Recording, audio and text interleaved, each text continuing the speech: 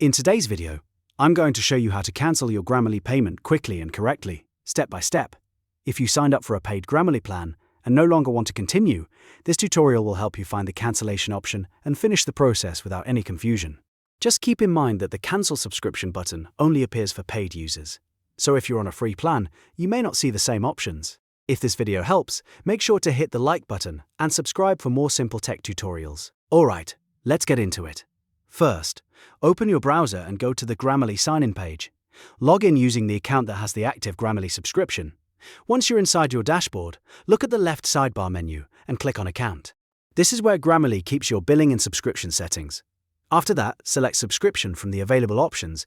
Now you should see your plan details, payment information, and subscription controls. Scroll all the way down to the bottom of the page. At the very bottom, you should find the Cancel Subscription option. If you don't see it, that usually means you're not on a paid plan, or you may be signed into the wrong account. If you do see it, click Cancel Subscription to begin the process.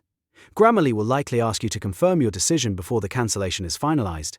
When the confirmation window appears, click Continue or Yes. Continue to move forward. This is the final step to complete the cancellation. Once you confirm, Grammarly will process a request and your subscription cancellation should be submitted successfully. Depending on your billing cycle, you may still have access until the end of your current paid period. It's always a good idea to double-check your account afterward so you know exactly when your plan will end. And that's it. You've now learned how to cancel your Grammarly payment in just a few minutes. If this tutorial saved you time, please give it a like and subscribe to the channel for more helpful how-to videos just like this one. Thanks for watching, and I'll see you in the next video.